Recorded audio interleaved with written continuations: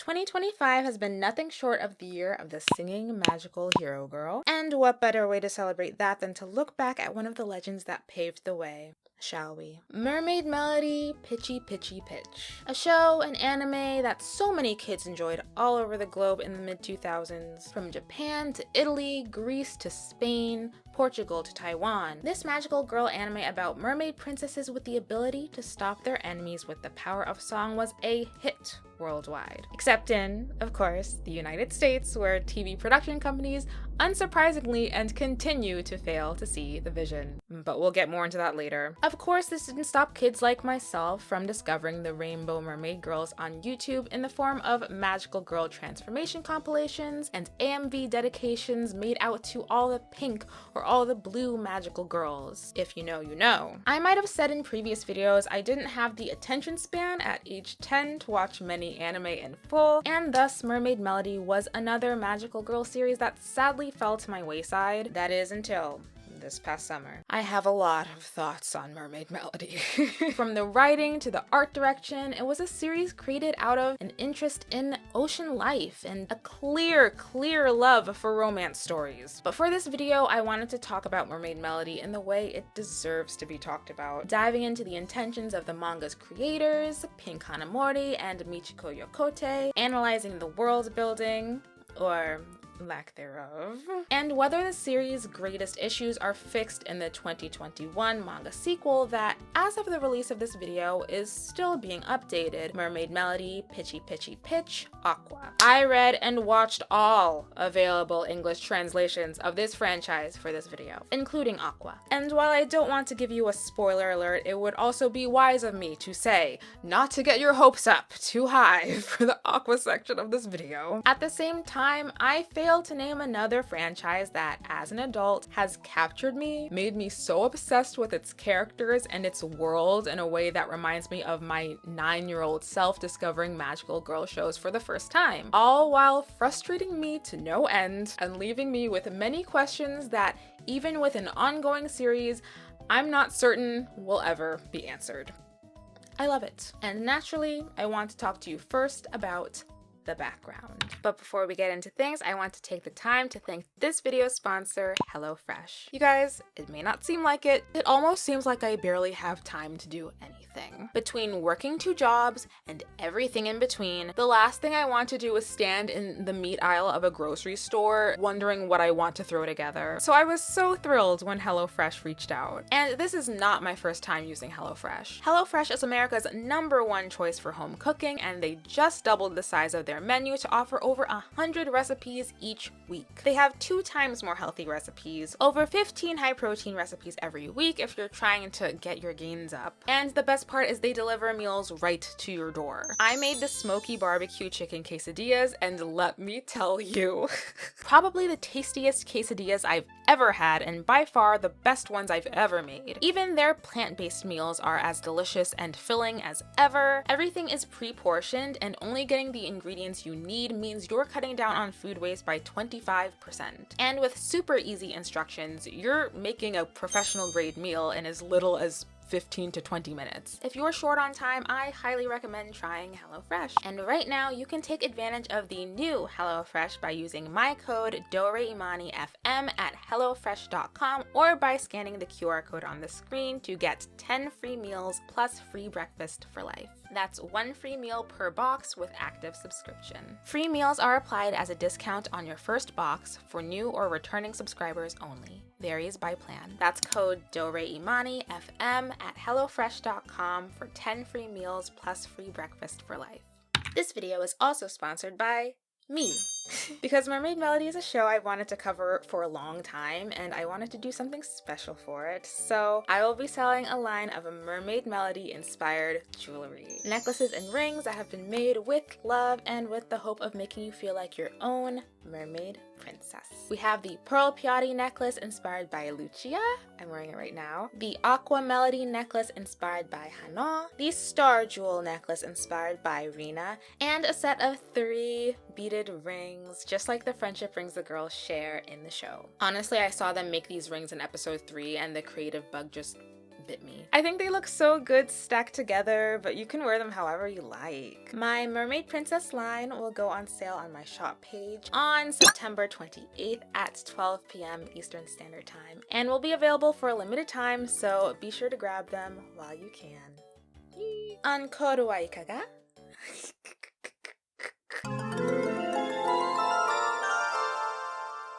I want to start off by saying it's not really a secret fact that a lot of the magical girl kids shows of our childhoods and beyond are based around the sales of toys and how easily they can be marketed to young girls. Mermaid Melody isn't just a great example of that, it's also the first time I've seen this intention spelled out by the creator herself. Pink Hanamori is best known as the illustrator of Mermaid Melody, while Michiko Yokote, who'd been a screenwriter for shows like Ranma 1/2, Cowboy Bebop, and Phantom Thief Jean already by 2002, is known for being the Mermaid Melody manga's writer. But through blurbs within the manga itself, as well as interviews at the time, it's clear that Mermaid Melody was more like Pink Hanamori's baby. And how iconic of a name is that, by the way? I think she was destined to be a star. Anyway, it was in a more recent interview from 2023 with Pink and her editor, where they both discussed the conception of Mermaid Melody, her editor saying that they wanted to incorporate Takara Tomi's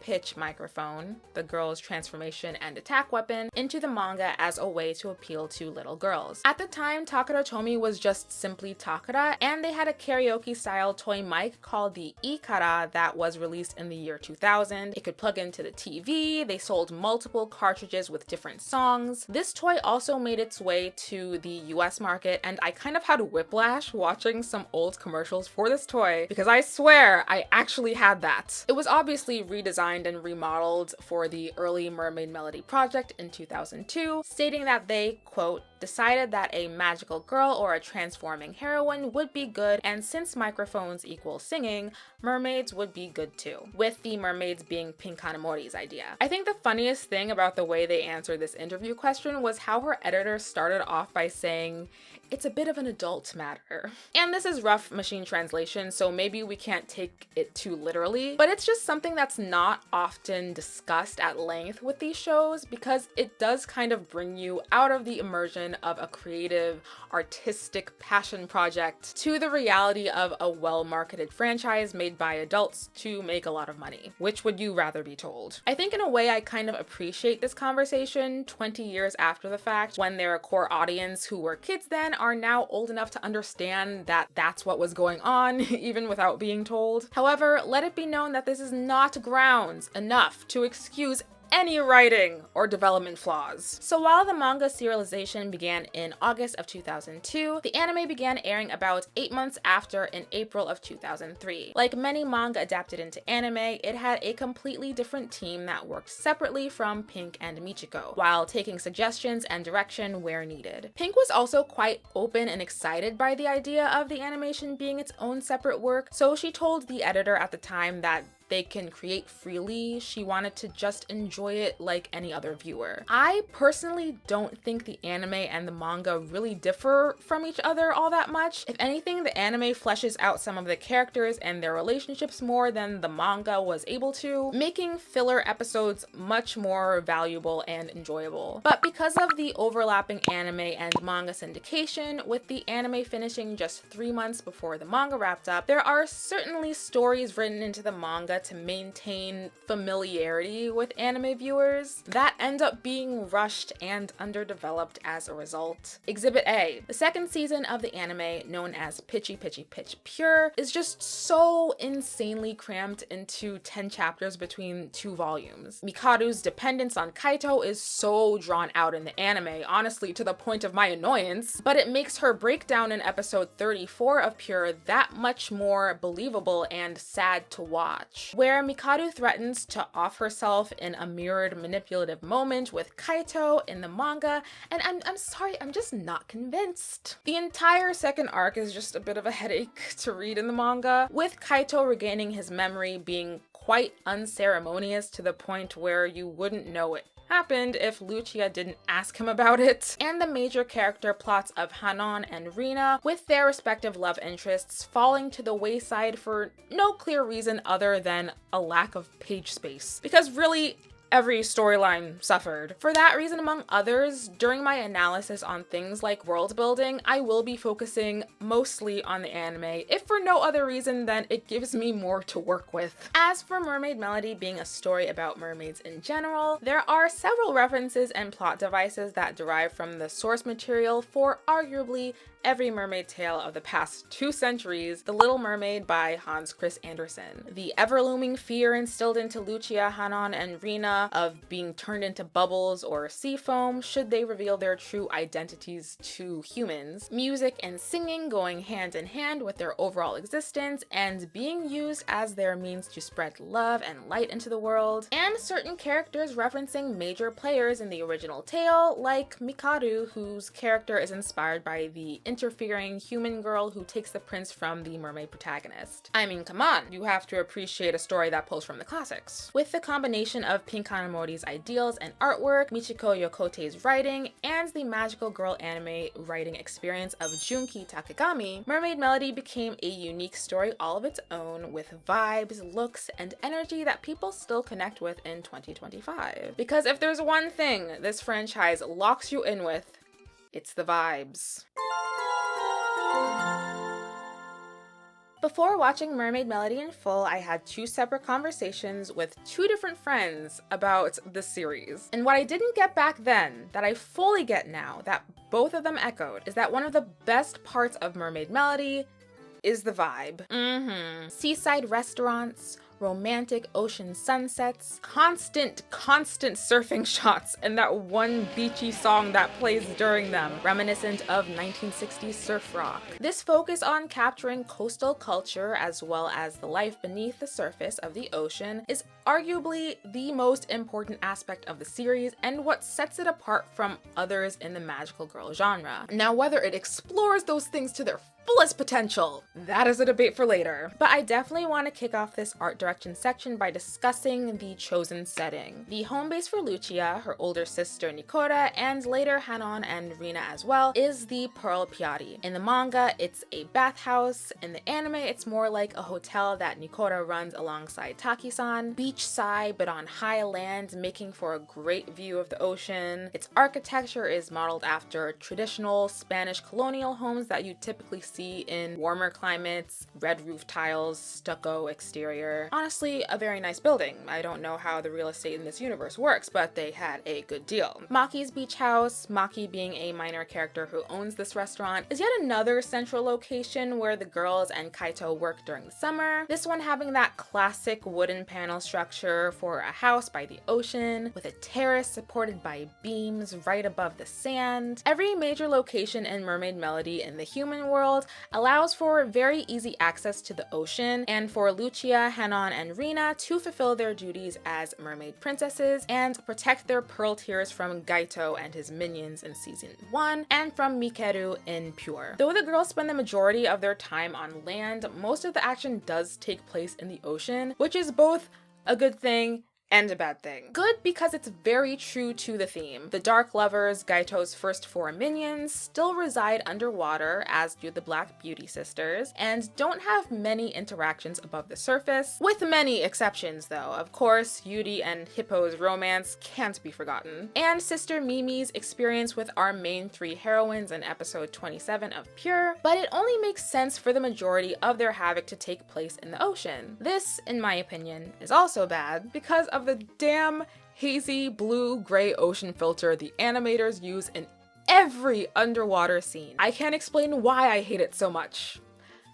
Actually, yes I can. It made every sequence so dark and empty, filling the negative space on the screen with dim undertones when this opportunity could have been used to create a vibrant seascape with marine life and aquatic plants. Instead, we get this. Someone has to speak out, and don't even get me started on the underwater sound design. It was cool to be aware of at first, you know, this attention to detail of the sounds mermaids make when they move and swim underwater. But after some time, it just felt like the endless glugging of water in your ears that you can't shake out.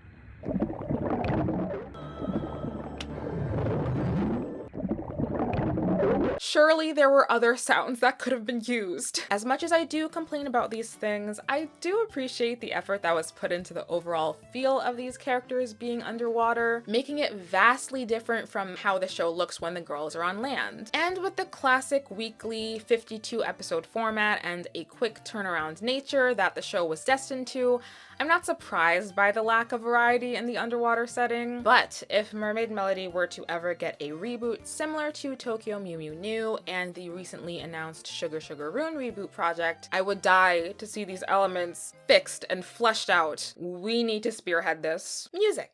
I debated between putting music in its own separate section or giving it some time here in art direction, because let me say this now, so it's on record, this is, to me, the best part of the series. Yeah, I need to talk to you at length about the music in this series. And it's important to talk about, outside of its relation to The Little Mermaid that I mentioned earlier, why it's so standout in a series such as this. The battles in Mermaid Melody are not what you would typically come to expect from a magical girl series about fighting evil on a weekly basis. Instead of using physical action, Lucia, Hanon, and Rina, as well as the other mermaid princesses, sing songs of love, joy, and hope for the future to defeat their opponents. These song attacks don't necessarily purify as much as they cause great pain to the Dark Lovers and Black Beauty sisters, who cover their ears and writhe around in response to their singing. It is actually quite funny to watch it play out, especially because these songs do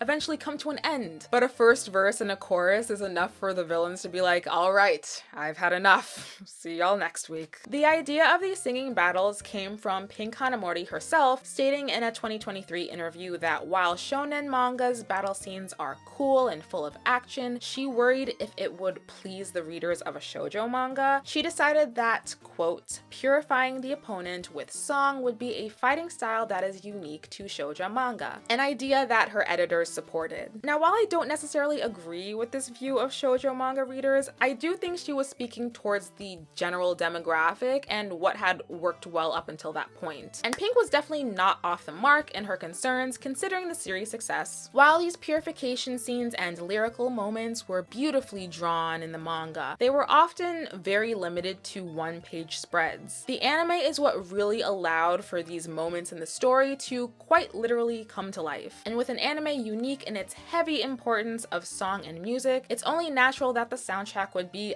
as fire as they come. Image songs. Each of the girls, Lucia, Hanon, and Rina, as well as Karen, Sara, and Seda, they all have their own solo songs in addition to the songs they sing as a group. Justice for Coco and Noelle. However, the image songs don't typically have purifying qualities and aren't used in battles as much as they're used for emotional moments, montages, and so on. So I mentioned previously that I came across Mermaid Melody a bunch on YouTube as a kid enjoying anime. And the funny story is, while I didn't watch it, I sure as hell imprinted on some of these songs. And I can't explain how or why. All I know is I had at least 3 of these songs downloaded onto my video iPod in 2007, 2 of which I didn't even remember until I watched the show this summer. But one of them I remember very well. Splash Dream is my shit. I love that song! Ah! It's one of Lucia's 2 image songs, the better of the 2, might I say. And it's simply this light, airy, poppy tune that springs atop brass and wind instruments and a finger-plucked violin section.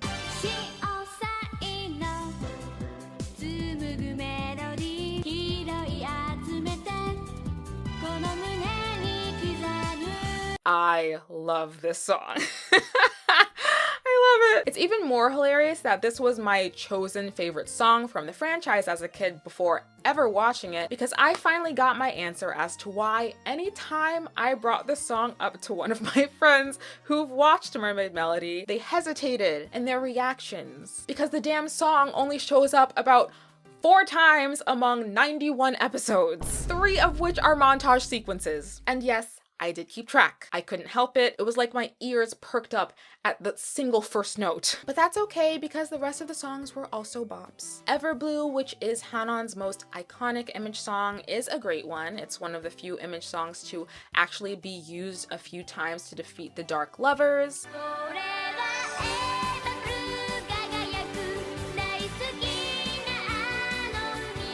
Star Jewel is Rina's first image song, and oh, I almost broke my neck the first time this played in the anime because this was another one that I had on my iPod way back when. It's guitar driven, super rock and glam.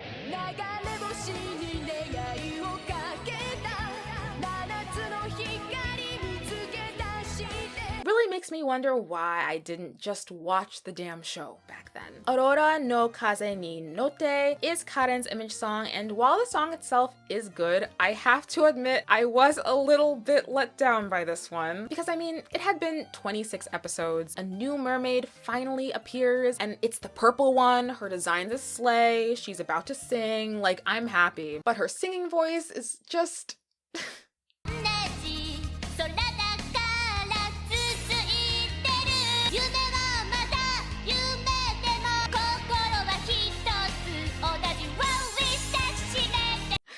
not what I was expecting. I think the problem is the lack of intonation in the VA singing. It makes the high notes and accented phrases punch into your ears that much harder. At first I thought it might just be me, but the comment section of this song's upload on YouTube let me know that I'm not alone. Anyway, Return to the Sea is the tragic Sarah's image song, and is much different from the others considering her story. Sarah having lost her first true love in Mitsuki sensei and letting darkness consume her as a result. This song is much more intense and almost ritualistic in the way the first half is written.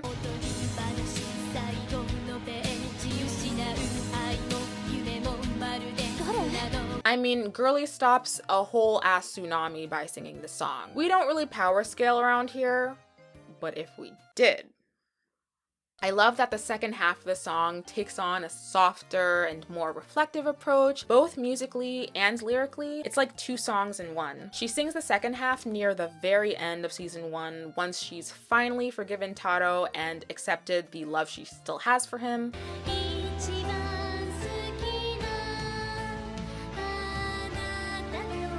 Cinema. Probably the best song narratively for that reason. And then there's Seda, the reincarnated orange mermaid of the Indian Ocean. Girl, when we get to the writing section, I have so much to say. Seda has 2 image songs, but my favorite of the 2 is Beautiful Wish. It's this really emotional ballad that starts off and ends with a music box melody.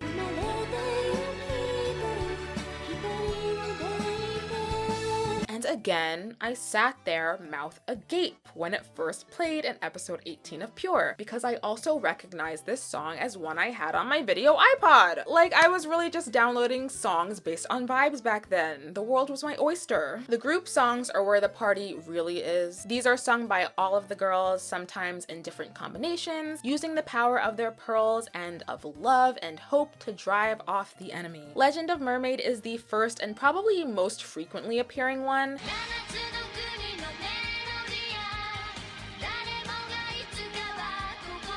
It's a good song, but I remember feeling especially excited once they were finally gifted a new song by Aqua Regina in episode 13. Super love songs. It's one of my favorites.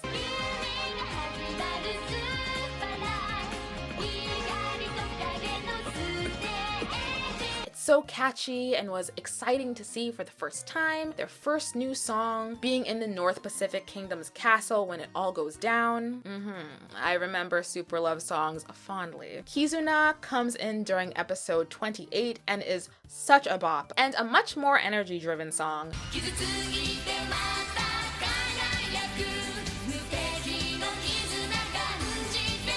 This is also at the point when they get their super idol form power up, longer ribbons, more frills and jewelry added to their original outfits, and I just appreciate that this is the first appearance of a 3-part harmony in their music. There's only so much unison choir that I can take. Yume no so- Okay, hold on girl. Yume no Sono Sakie is good, albeit a bit forgettable.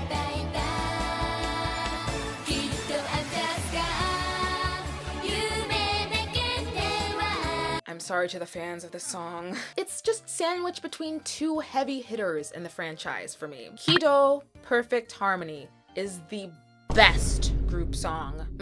Debate the wall. It's gifted to them by Aqua Regina at a crucial moment, natural disasters hitting the human world, being lured into a trap by the Black Beauty sisters. But all 7 pearls are gathered in close proximity and it's enough for them to resonate, being gifted the ultimate song to fight back with.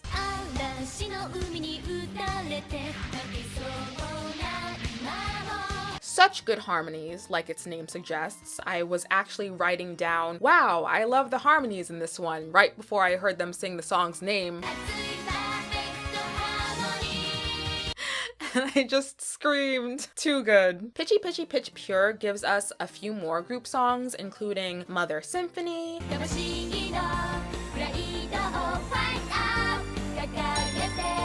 Pearls of Mermaid,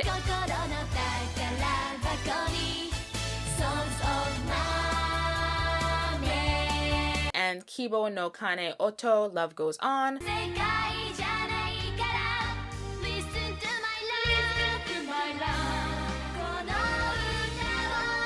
The latter being the really big finale song that they're granted and literally everyone ends up singing. I think the best part of this one is the solos that each of the mermaids get, albeit a few seconds of lines for some of them. Where are the K-pop line distribution warriors when you need them? But I don't know, I didn't connect with the Pure songs as much as season 1's. Not that you should really separate them, they're part of a monolith in my opinion, but at least you know where I stand on the subject. The villain songs did not disappoint against the poppy idle nature of the mermaids' music, much more theatrical and dramatic in minor keys to match their vibes and personalities. And it was almost exciting to watch the heroes get a taste of their own medicine when the Black Beauty sisters showed up with their own microphones to combat the mermaids. They were given 2 image songs, but let's be real, their most iconic song is definitely Kuro no Kyoso Kyoku, unofficially known as Voice in the Dark.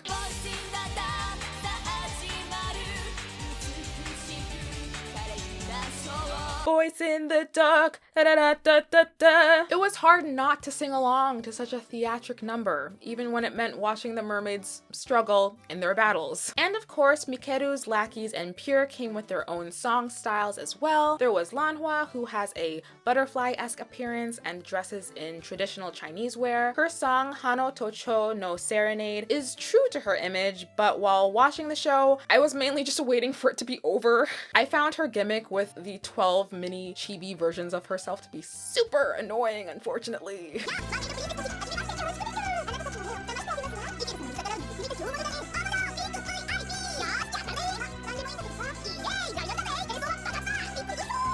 These squeaky voices were just too much. But when sung, her image song's melody would cause the mermaid trio to dance involuntarily, so it was cool that Mikeru's minions provided different side effects with their powers. Lady Bat is an icon. There's no 2 ways about it. I loved seeing her on screen. She was kind of my favorite of Mikeru's lackeys. Her song Ankoku no Tsubasa is definitely more rock influenced and would cause dejection and immobility in the girls when sung.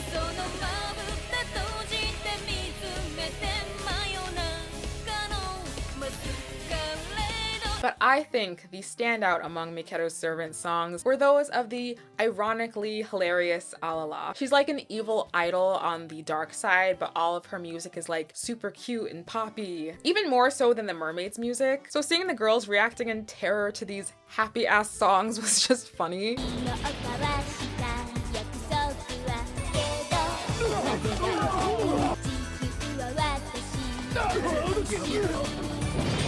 Such an unserious show. But my point stands that the music is a huge driving force in the overall vibe and energy that the series produces, giving the story more life, more depth, and even more structure in places that the manga was unable to do on its own. It's one of the many things fans have taken away from the show, even after all these years. I don't think I can finish talking about the music in Mermaid Melody without briefly mentioning the insanity that is the Italian dub soundtrack. Like I said, Mermaid Melody was dubbed in many countries, and most localizations kept the original Japanese soundtrack with lyrics sung in their respective languages. But the Italian dub went absolutely rogue and delivered some of the catchiest pop songs of the late 2000s. I mean, what is this?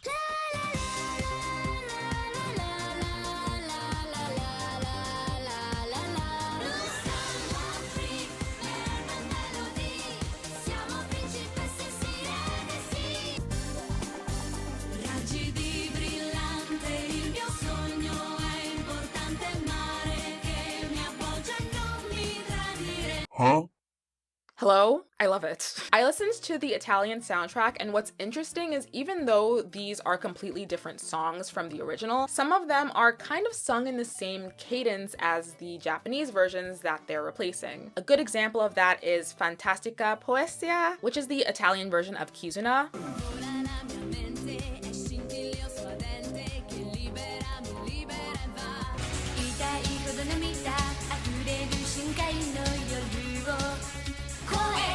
Just so good. So just an indicator that when you're speaking to someone about how good the music is in Mermaid Melody, you could be talking about two completely different things depending on the version that aired in their country. But the music, both on its own and as it relates to the overall art direction of the series, is just top tier. So good.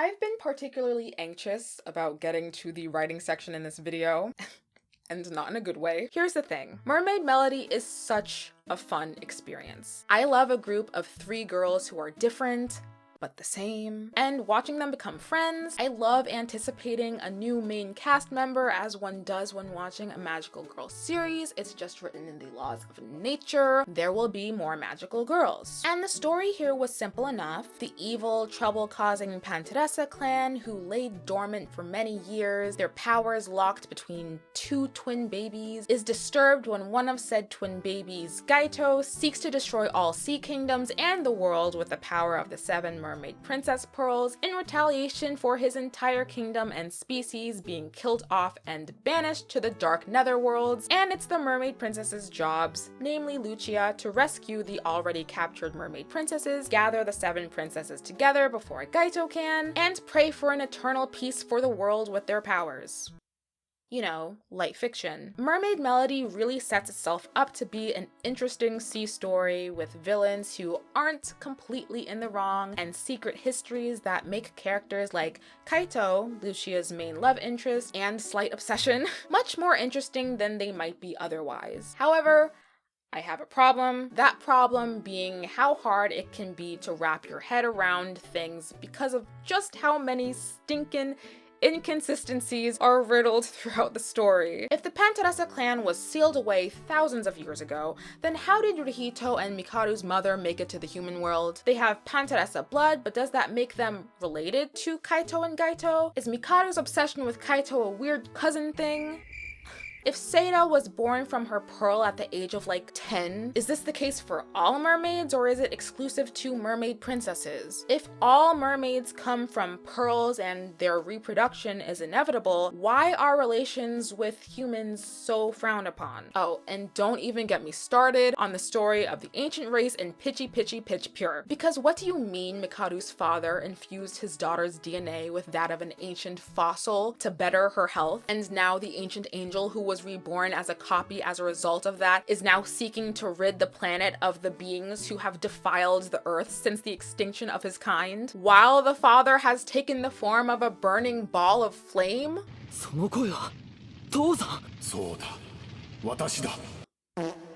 Just a damn headache. Sometimes it felt like things just barely made sense. Like ideas were introduced simply because, hey, that seems like what a story like this might do at this point, but weren't expanded upon or even mentioned again. Like the Morning Moon music box Hanan received in episode 18, being introduced as a tool to find more Aqua mermaids after they were all scattered by Gaito's attack on their kingdom. It would be great to see this in action, given the destruction of their kingdoms is the reason why the girls are all gathering in the first place. Guess how many more times the Morning Moon music box is brought up?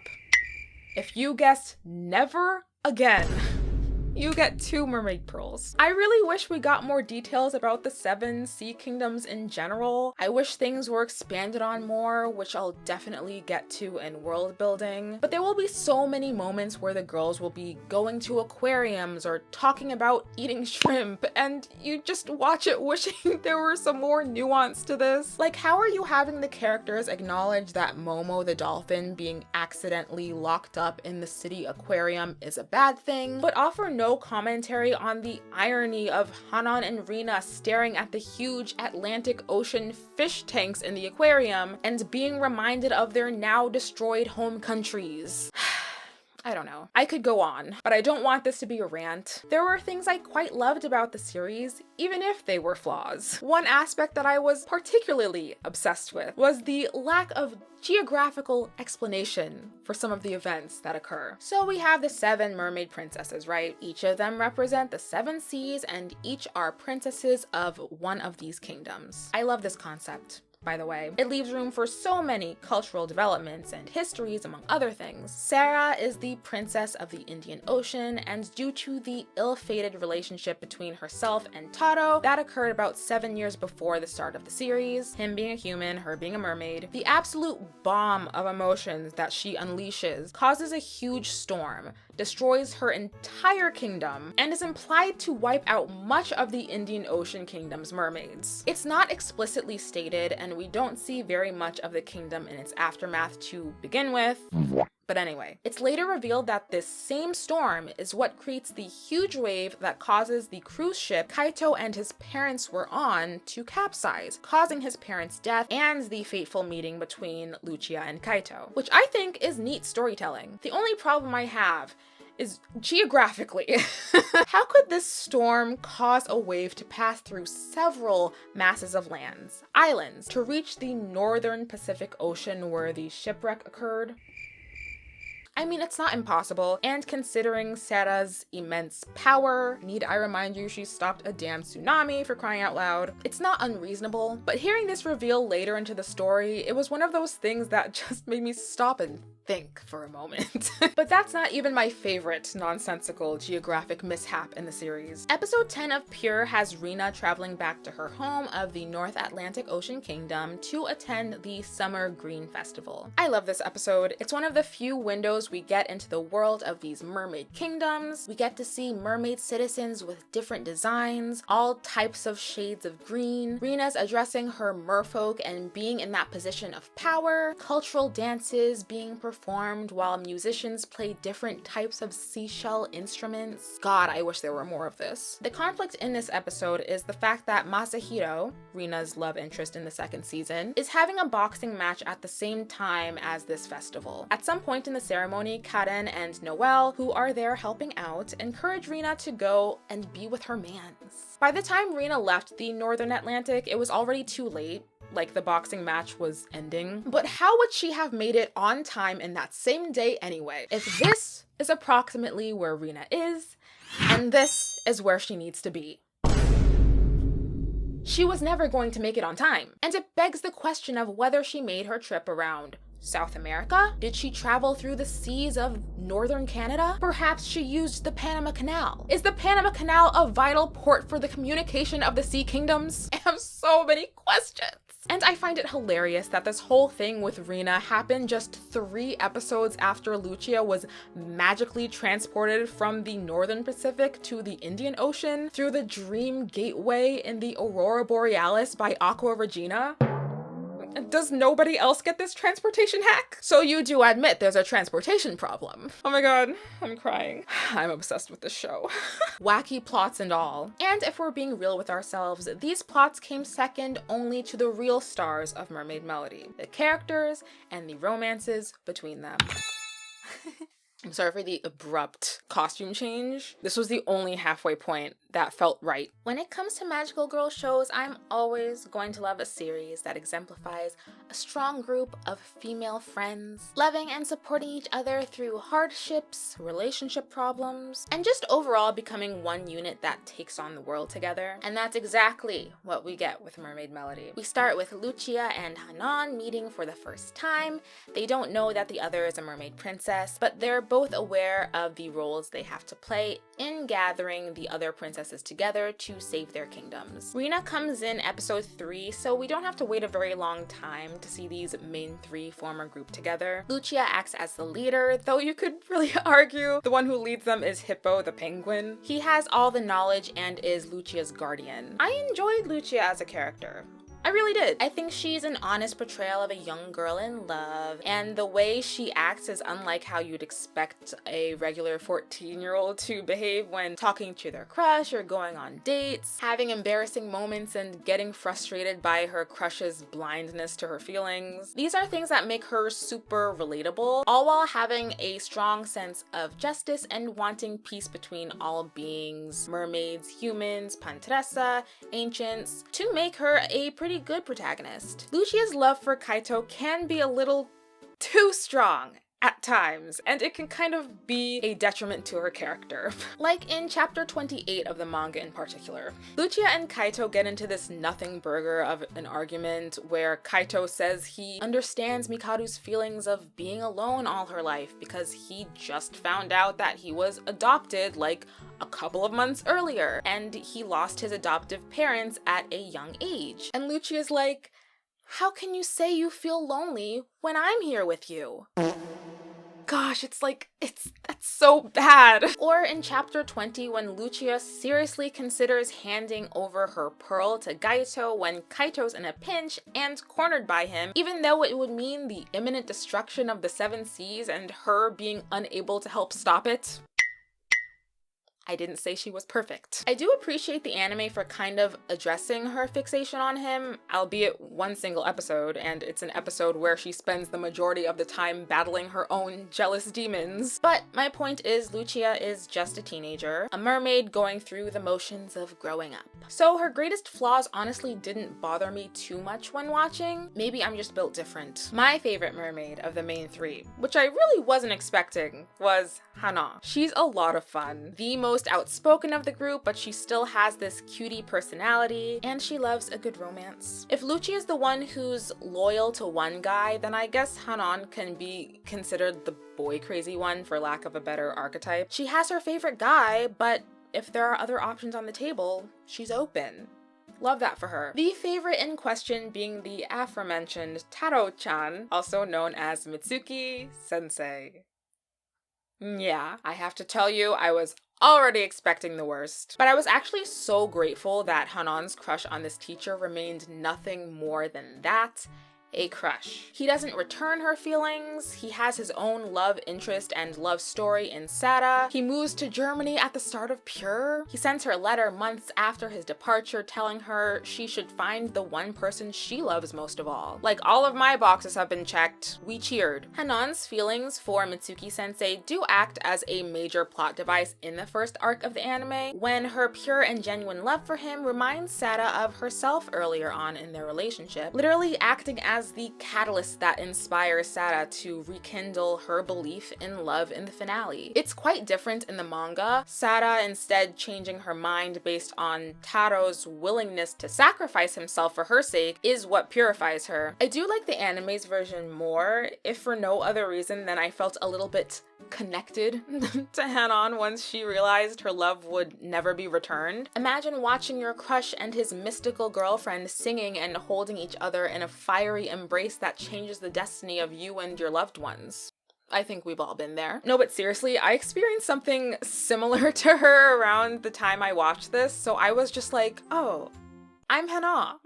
Overall, because it was a one-sided crush, I didn't see any of it as super abnormal in that regard. The forehead kiss at the airport after her confession was crossing a thin line, and Hanan was a bit more forward in the manga with several cringe-worthy cheek kisses. But because Taro was ultimately written to be a normal adult in both versions, I was relieved. And the end of Hanan's arc with him made for a new love interest in the form of Nagisa, the young first year attending the same middle school as the girls. And honestly, quickly, I was not totally moved by this coupling. I wasn't. I feel like Hanan needed someone who was more stoked to be in a relationship with her, which Nagisa was early on. Don't get me wrong, he was obsessed with her, he was the pursuer, but once they got into a relationship, I failed to see the spark I'd been expecting. I just wasn't convinced. Does anyone else feel the same? I wonder if it was just me. Anyway, Hanan is a baddie. Rina was a refreshing surprise. I actually felt like she might be the most dynamic personality of the trio, and also the character who developed the most over the course of the show. She's introduced as this stoic, to herself kind of independent character, which made me think there would be more conflict in her joining Lucia and Hana. That was not the case. She pretty much joined them with little fanfare, and they were already sharing friendship rings when they hardly knew each other. Whatever. But a lot of Rina's emotional distance comes from the guilt she feels for leaving Noelle behind while evading capture from Gaito. Of course, we learn that it was Noelle who insisted that Rina leave without her, but it still eats at her for a good part of the first arc. She's a really interesting character with this, plus she has her quirks. She loves flat screen TVs and two-man comedy. 最新型の壁掛けテレビだよ。頑張ってくれ。優勝はいただきだな。香水やな。いい加減にしなさい。失礼しました。 She has absolutely zero, none, zilch, nada interest in love in the first season. I was calling her an arrow ace queen. Until Pure comes along and sets up a love exploration for Rina in the form of Masahiro. And I was even less convinced by this romance at the start. Oh, here we go. They shoehorned in this relationship for the girl who's shown no interest in it before this point. And then tell me why it was the best written relationship in the entire show. The meet cute, the exchanging of emails in Pure episode 10, the desire to learn more about each other. Girl, what is happening? I was so shocked. Their conflicts were just very natural, like Masahiro being dishonest about his family history because he's afraid to live up to expectations, and Rina worrying about the day they'll inevitably break up because a relationship between a mermaid and a human isn't fated to last. It made them so refreshing to watch, and I truly wish the writers did more with this tragedy that Rina and also Hanan have to deal with in dating humans. The risks and problems are like hammered into you as a viewer, only for the finale to come and just be like, well, we're just not gonna think about it. And then ends the story. Only to create a sequel 20 plus years later into the future with both girls apparently still in relationships with these same two humans? With no explanation? What happened in between, and where were the repercussions that were so intensely emphasized? I have a whole soliloquy to present when it comes to Aqua. I want to circle back because you can't really discuss the relationships in Mermaid Melody without giving Kaito a good deal of attention, especially when his memory loss in season 2 Pure causes so much conflict in the second arc that it's actually painful. Pink Hanamori has expressed that she modeled Kaito after her own ideals of a cool male lead, all while making his unbothered and unreadable attitude towards Lucia during much of the first half a purposeful decision. Basically, he clearly liked her, he just didn't want her to know this, and it made for some rather frustrating moments between the two of them, where Kaito would joke and say something like, "Actually, it'd be quiet if you weren't around." And Lucia would get really mad at him. It's a constant thing with them, but I won't sit here and lie and say that their relationship was uninteresting, okay? Because it was not. I was always entertained by them, but especially when Kaito finally realizes Lucia's the mermaid who saved him when he was young, and their relationship is solidified. Such a sweet couple of episodes between them.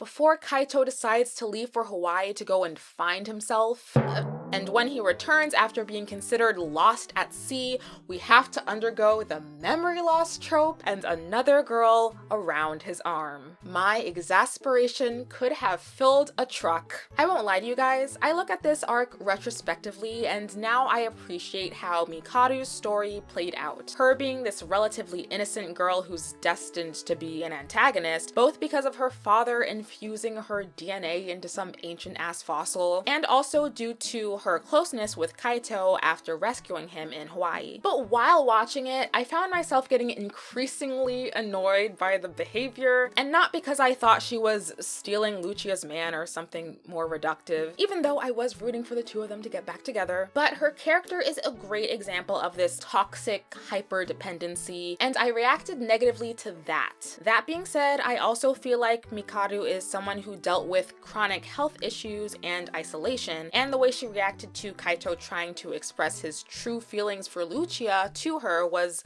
again, kind of heartbreaking. But she was also very manipulative and emotionally abusive. Honestly, I'm kind of surprised by how nuanced this was. These few episodes were some of the highest points in Pure. But even so, I was still cheering my ass off when Kaito left Lucia a hibiscus flower on her bus seat after their school trip, even though he left with Mikado. And the moment he finally regained his memory felt like a foot being lifted off of my neck. I was desperate to see them back together. And I think the thing that bothered me, and was maybe an inconsistency, was how different Kaito's entire demeanor was during his relationship with Mikado. Super doting, almost coddling, versus how he played games with Lucia for the entire first half of the series. Like, it wasn't just memory loss he underwent, it was an entire personality change. Girl, I don't know. It was just frustrating to watch this love triangle, or whatever you want to call it. Kaito telling Lucia he was still going to stay at the mansion with Rihito and Mikado in episode 35 of Pure, even though he got his memory back 3 whole episodes prior.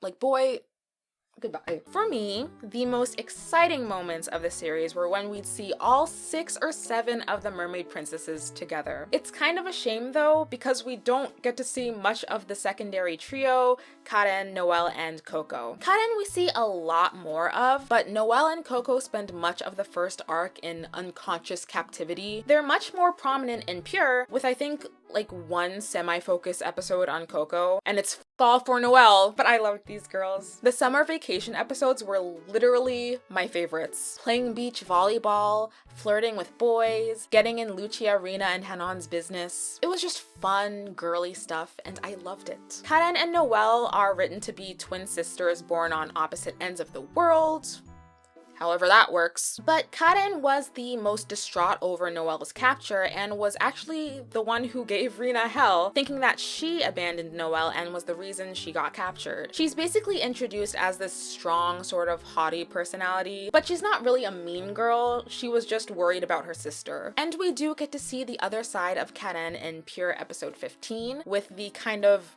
random romance between her and the British researcher at the South Pole, Subaru. Gotta love that their protection from the elements in Antarctica included a down coat, a knitted hat, and a dream. I wish I had more to say about Noelle, other than that she's super cute. Like, she has a really cute, kind of silly personality that comes out in the scenes she's in during that summer vacation episode run, but like, she really has zero focus outside of being freed from Gaito's lair, which is frustrating because, again, she's so cute. I think she has fave potential for me. But, and this is me being a hypocrite, my favorite of all the mermaids is Coco. That's my freaking queen. She might have had little screen time, but she took what she had and ran with it. She's energetic, confident, bright yellow, and cheery. I'm obsessed with the blunt cuts in her hair. I just love her. I really wish the show had added them as a permanent part of the group rather than saving their appearances for bigger finales and such.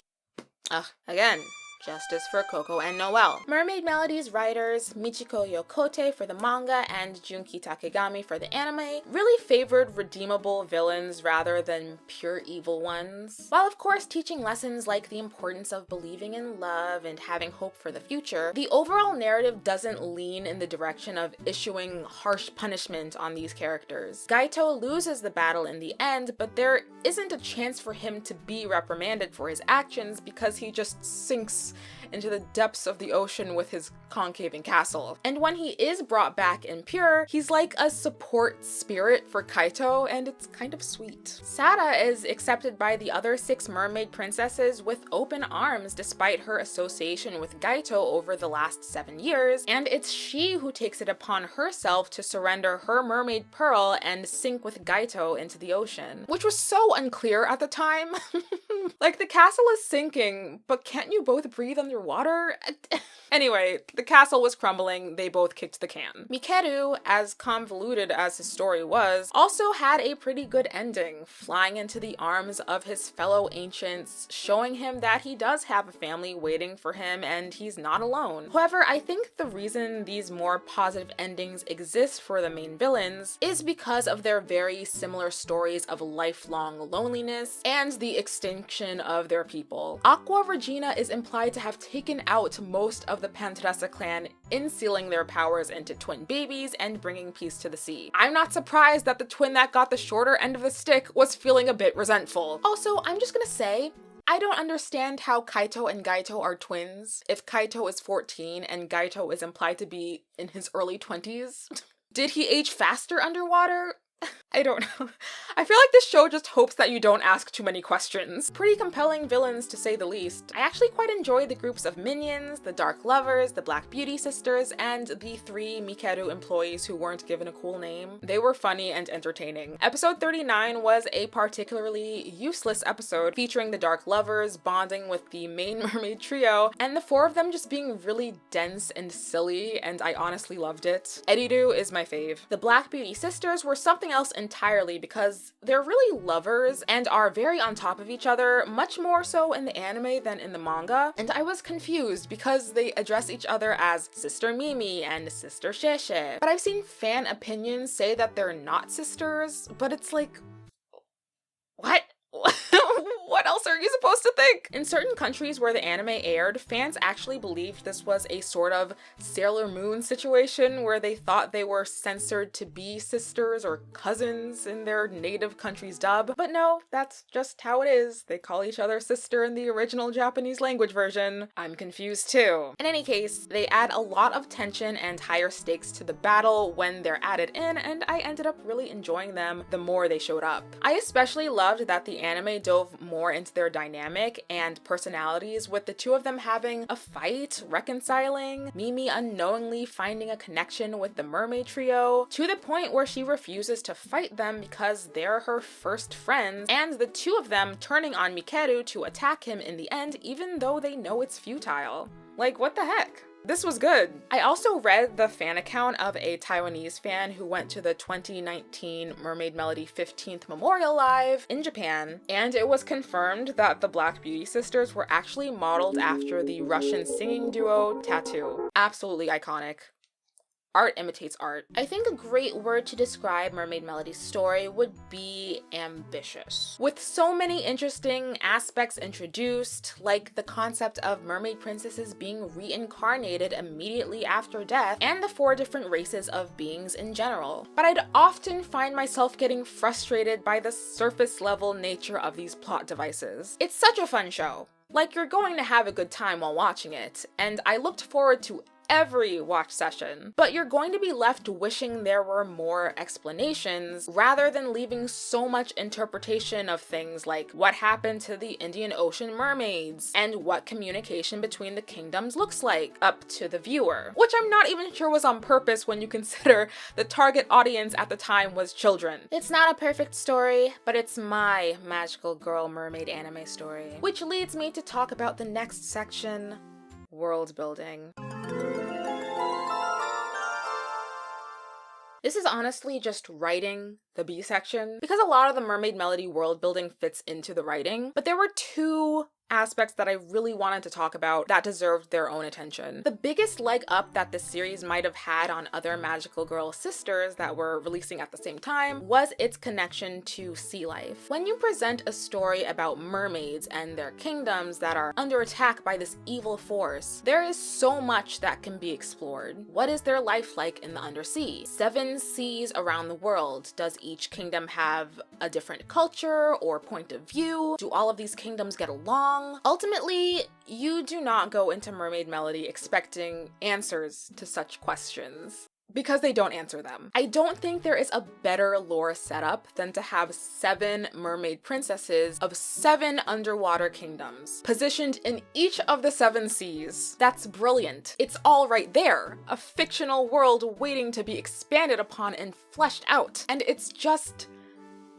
not. The only kingdoms we visit are Lucia's for her rite of passage ceremony in episode 13, and Rina's kingdom in that Summer Green Festival episode that I talked about earlier. We get the smallest glimpse of the Southern Atlantic kingdom, and what we really see there is just a bit of the exterior and a flashback of Hanon's. I was super excited to see like 3 or 4 yellow mermaids with Coco from the random shots of Coco singing with the girls in Pure episode 15. We don't see much of the the Arctic and Antarctic kingdoms. And again, the Indian Ocean is wiped off the face of the earth by Sarah entirely. So, the lack of exploration can be justified, however, at least in the first arc of the series. Gaito is scouring through each kingdom in search of the 7 mermaid pearls to take control of the seas, and many of these kingdoms were broken into, destroyed, and so on. This is something that Hanan and Rina bond over early on, both of their kingdoms being destroyed. But then Pure comes along and we hear talks of the kingdoms being rebuilt.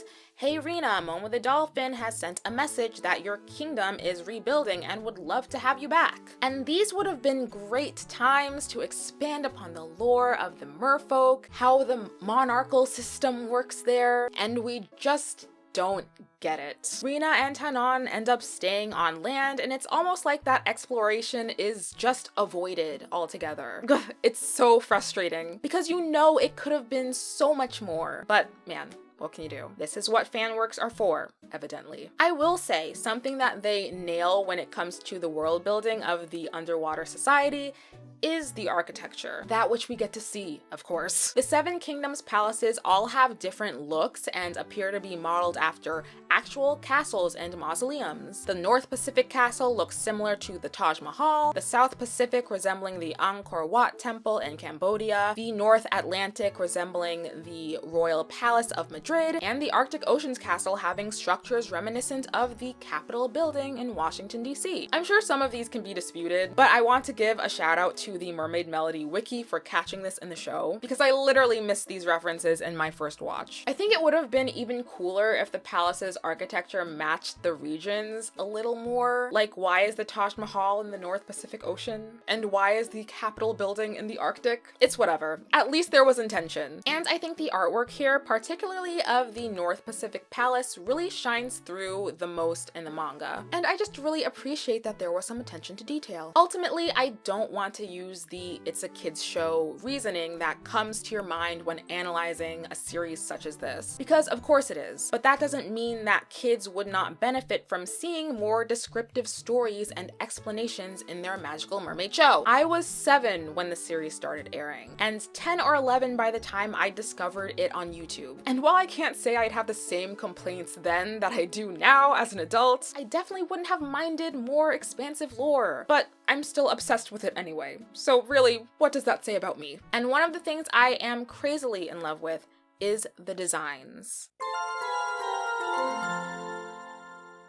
I feel like there are many directions you can go in when creating these mermaid characters who are also magical girls in a way that can look very gimmicky and put on. But nuh-uh. King Kanamori manages to create these individualized magical idol outfits that are cute, stylish, and maintain their sea-inspired look without slapping a dress on a mermaid's tail. Lucia's entire silhouette is so distinguishable, and I find it interesting how you're able to see this pink girl holding a microphone with blonde pigtails from afar and just know it's Mermaid Melody, which, by the way, is one of my favorite color combinations for a pink magical girl. I don't care how many times Precure does it, because it's gonna eat every time. The 3 magenta buttons on her corset are another key point on her outfit in my opinion, and her twin tails being so long really adds contrast to the pink frills in the bottom half of her design. Like, it's just so good. A classic for a reason. One of my favorite designs among the girls is Hanon's. Her 2-tiered ruffle skirt and long wavy hair just looks like water. It's gorgeous. Even before I watched the series, her star accents just always stood out to me in a great way. The blue and yellow combination always feels electric and exciting to me, and I think that really matches with Hanon's personality. And the yellow stars aren't just in her hair clips, there is also a yellow star on top of the Morning Moon music box that I mentioned earlier, which plays a melody that is only audible to the mermaids of the South Atlantic Kingdom. So we have to assume that stars have some sort of significance to the Mizuiro mermaids. You know, the ones we don't see much of. But I think Hanon's shade of blue being Aqua is very intentional and definitely sets her apart from the more subdued blue of Noelle. Yes, we get 2 blue magical girls in this series. We love an indigo moment. Rena gets a more elegant outfit in her idol form, which I think is interesting. I feel like in magical girl series, the long dress is usually used to show this is the older, more mature character.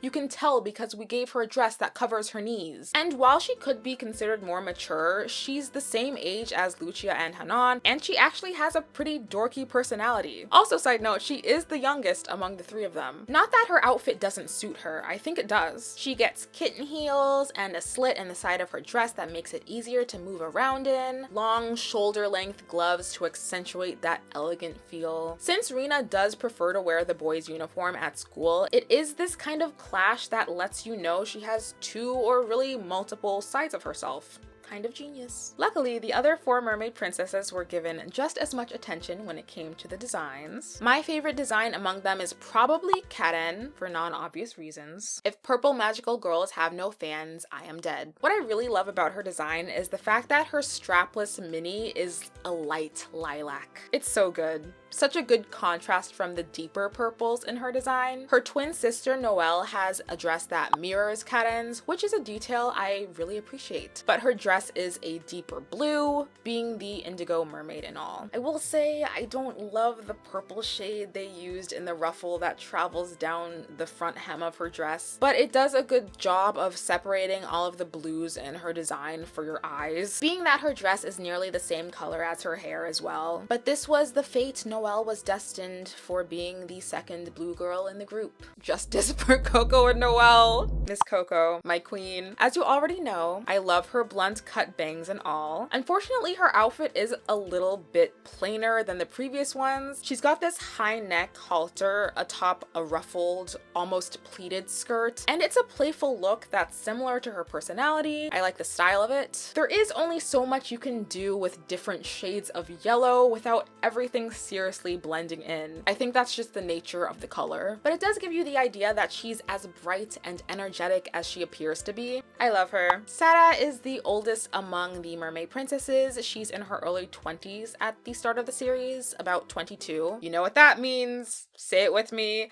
A long dress that signifies maturity. Okay, yes. This time with Sarah's dress, she gets a more flowy, open window slit on the side, which is more enhanced with some ruffled trim coming down the center in her super idol form. Unfortunately, we don't see Sarah in either of these looks for very long, not until she's purified in the final couple of episodes in the first arc. Sarah's more trademark appearance for most of the show is her completely black hair and beige gown she wears while she's teamed up with Gaito, bathed in sadness over Taro breaking up with her years prior. Honestly, I think this evil Sarah look is more of a slay, but you can't deny her main character eyes. It's clear she's the Indian Ocean princess they're looking for. Seda, being the reincarnated princess, has a look reminiscent of Sarah's as far as the colorway. Deep orange, yellow on the underside of the dress. However, Seda's look is much more suited for that of a kid, being that she's about 9 or 10 years old. Her boots come all the way up to her knees because she's so short, and her dress has a tutu-like silhouette, which kind of accentuates the more kiddish look. Again, we don't see much of her in her idol form due to her soul being trapped inside of Mikeru for much of Pure. Indian Ocean girls just could not catch a break. All 8 of the girls have these super idol forms given to them by Aqua Regina to aid in the defeat of the Dark Lovers, Black Beauty Sisters, and so on. They're really not that much different from their original forms. It's like playing a game of spot the difference. There's more fabric,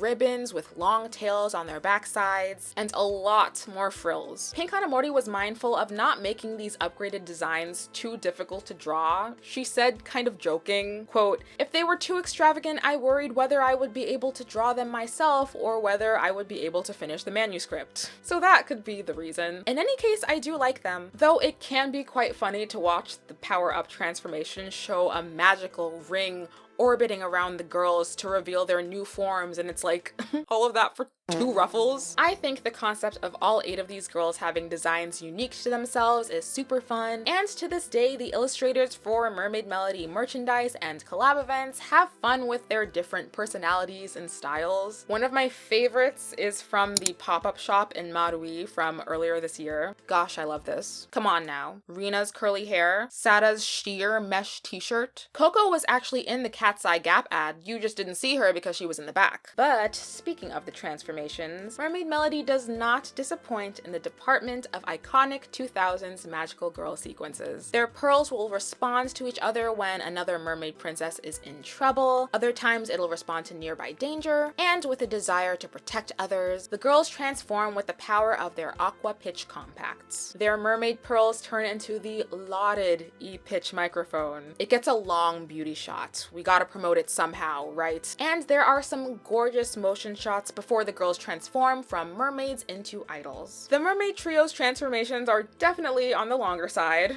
especially when you get to the super idol forms and they have the standard transformation animation and then the super idol transformation animation on top of that, and that's like a minute long on its own. There are much shorter versions they animated for transforming straight into the super idol form, and even a shortened regular idol transformation, but they weren't used too often. But I do enjoy these transformations. Karen, Coco, Noelle, Sada, and Seda do get the shorter end of the stick in this department, but what else is new? I always have a good time watching magical girl transformations from my childhood and realizing how much things have changed in the genre. Vocal transformations that have almost step-by-step processes have become the norm, particularly in Precure, really because it's easier for kids to replicate that while playing with the toys. But that wasn't really the standard in the 2000s. The Mermaid Melody girls say pink pearl voice, green pearl voice, etc., and that's it. The simplicity of it comforts me, but I'm a fan of all kinds. There is an aspect of Mermaid Melody's design that I found I'm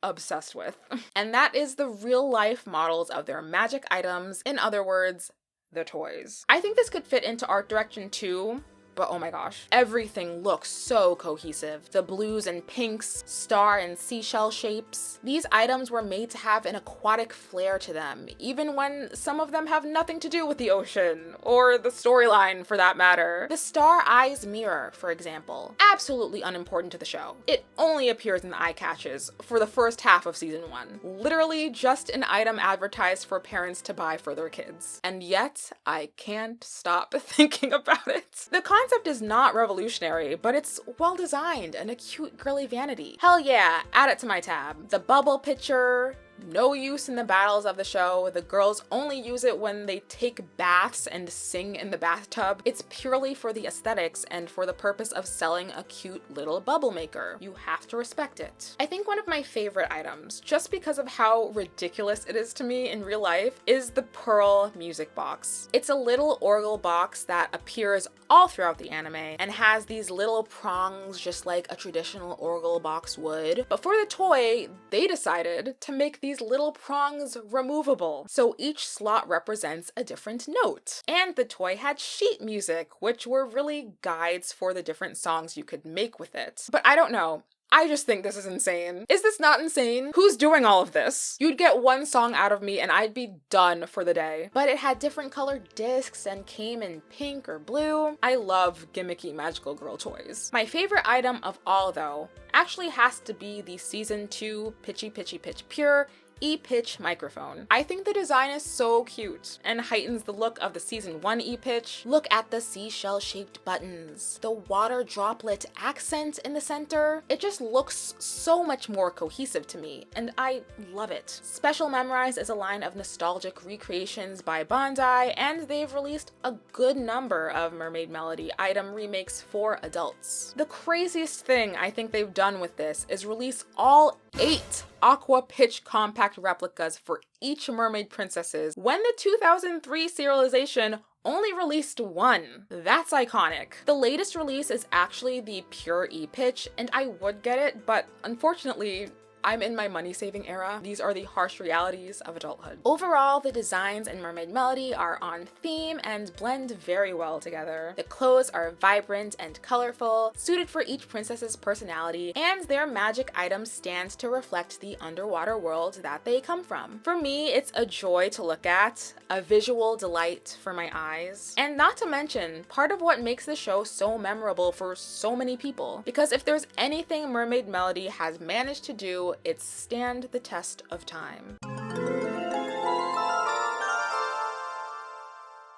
Mermaid Melody still stands to be popular among magical girl fans today, maintaining a sort of cult classic status that not every Maho shoujo series from the 2000s still has. And this is thanks to the very broad distribution of Mermaid Melody in its early years. I listed a few countries that the show was broadcast in at the beginning of this video, but there were many more translations of the series in France, South Korea, the Philippines, Hong Kong. The manga was able to reach even more audiences in countries where the anime didn't air due to licensing issues, among other things. But the Mermaid Melody anime didn't just air with decent fanfare in these countries.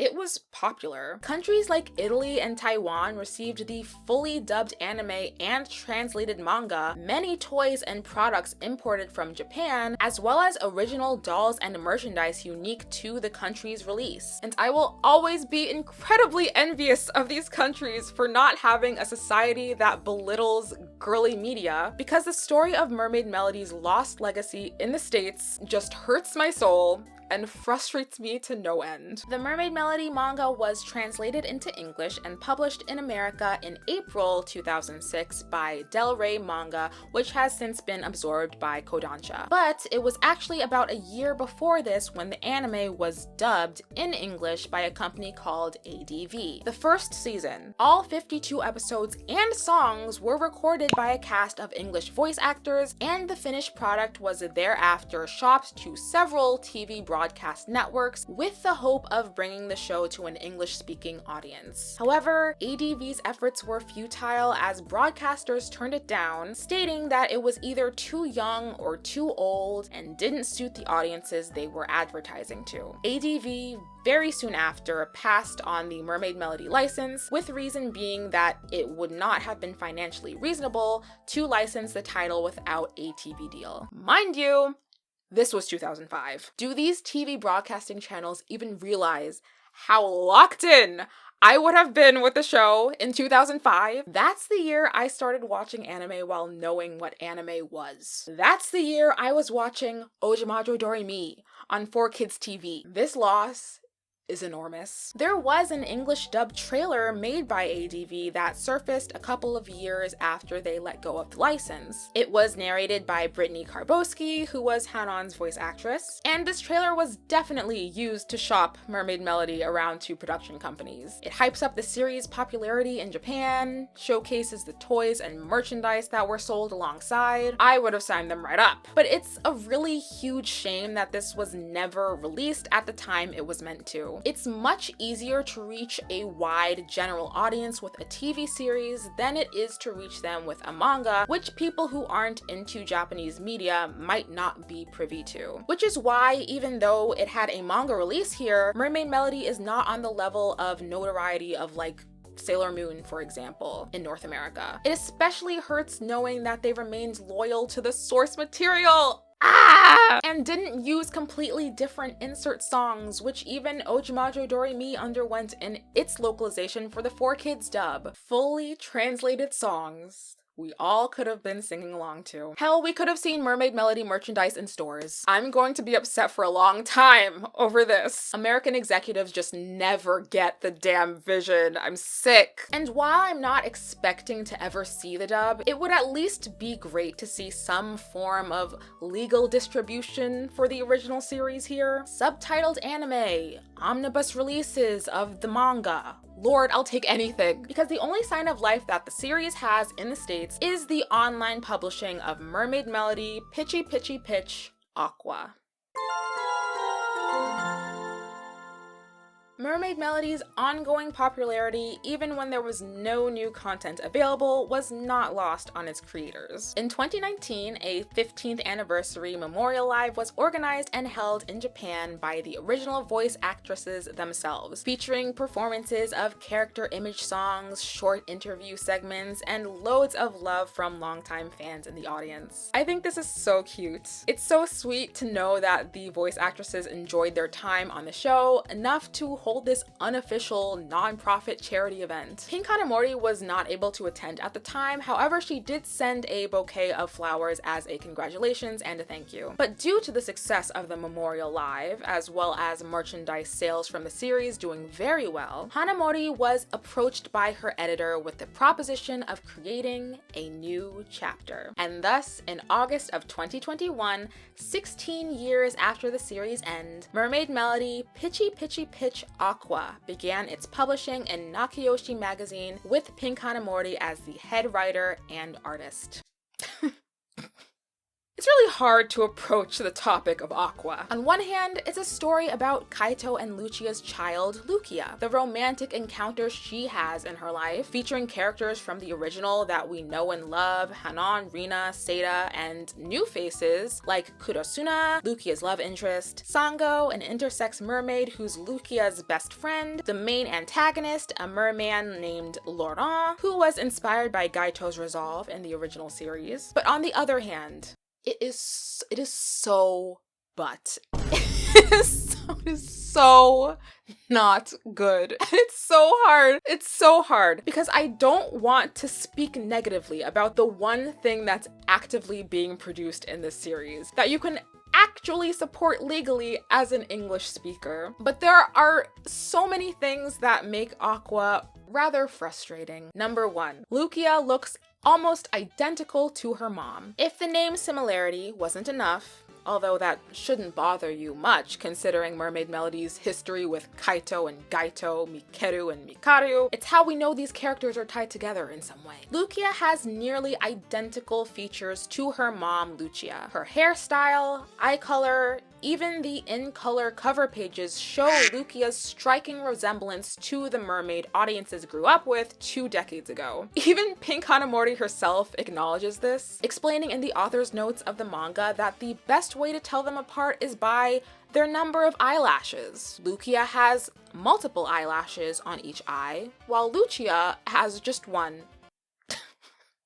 Am I the only one who feels crazy about this? Number 2, the Aqua story is just Kaito and Lucia's story retold with different characters. Lucia's romance with the supposedly human Kurosuna begins much like the trademark tale of Lucia and Kaito's love, where Lucia rescues a drowning Kurosuna when they were younger, leading to Kurosuna to have an affinity for mermaids and to be obsessed with reuniting with the one that saved him. Number 3, many story beats are reused from the original manga. Now, I'd read this sentiment from fans prior to starting Aqua, so I was prepared and not really upset about it. But the more I read, the more I felt like my intelligence was being mocked, especially having just finished the original series. Seita is a little teenager in this one, which is so cool, but she's soon revealed to be in cahoots with Laurent, the main villain of the story, the orange Indian Ocean mermaid princess, once again unable to catch a break in the story. But even that I was able to get over. The plotline that really made me feel like this is the same story in a different font was Laurent's ill-fated romance with a human girl named Anemone Clown,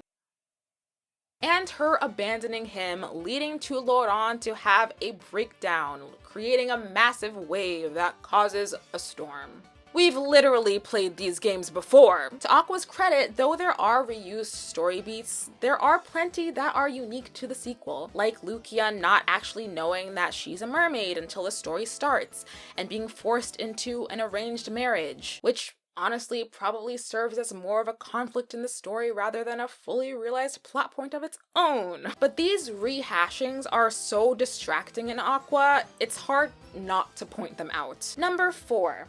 The artwork feels weird. Something I really enjoyed about the original manga was Pink Hanamori's illustration style. It felt intricate and magical, and while I don't think she's lost her touch by any means, some of the mermaid anatomy present in Aqua has me confused at best and uncomfortable at worst. Rather than the mermaid tails being one fish-like unit as they've always been, they take on a different look in Aqua, with a much skinnier, lanky appearance that they've never had in previous renditions. Instead of looking like a classic mermaid appendage, the tails in Aqua look like legs wrapped within a cloth mermaid suit. Not only that, but the poses and positions in these pages can be so anatomically distracting.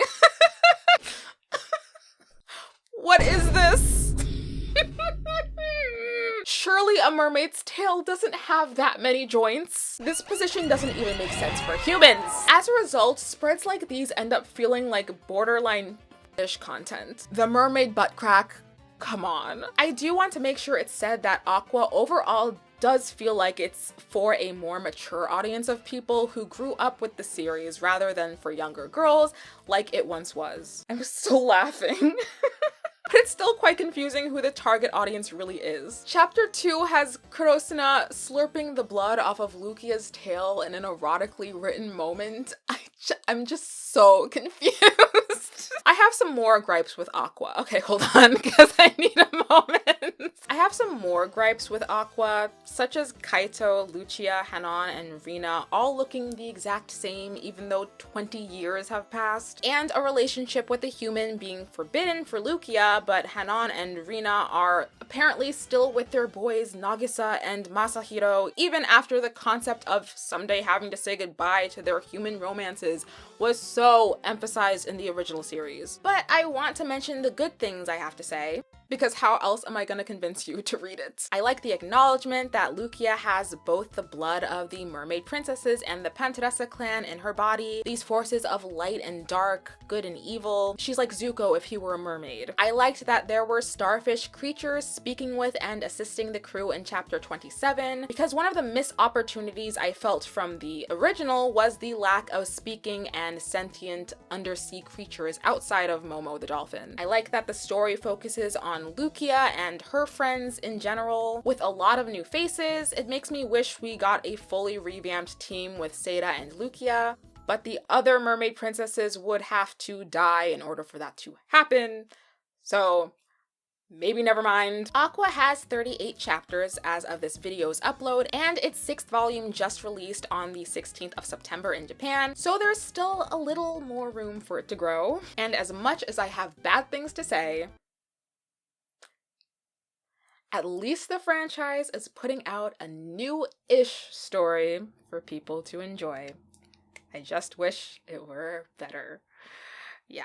Mermaid Melody is an iconic series for magical girl fans all over the world. It's not perfect, but it's honest, relatable, and its stories of friendship and romance tied together in a magical mermaid string with tons of catchy music have been able to reach the hearts of people regardless of gender and stay with them for decades into the future. Watching this series has taught me more than anything that I should have found the attention span to watch it in 2007, because I've been missing out on nearly 2 decades worth of discourse, jokes, and way too much lore. But I hope you found this insightful if you're like me and just never got around to watching Mermaid Melody. Maybe you want to start now. I love that for you. I wish it were legally distributed in any meaningful way internationally. And when it comes to the topic of a reboot, I would literally be all for it. I feel like it should be next in the magical girl queue for a reboot announcement. And if it were to happen, I'd pray they make gorgeous undersea backgrounds like it deserves. That's literally the one thing I want. Again, my handmade jewelry line inspired by the Mermaid Princess trio will be dropping on Sunday, September 28th at 12 p.m. Eastern Standard Time, and will be available for a limited time only, so set an alarm if you can, maybe. Thank you again to HelloFresh for sponsoring this video, and that is all I have for you today. I thank you for watching, I thank you for being here, and I will see you in my dreams. Bye, friend.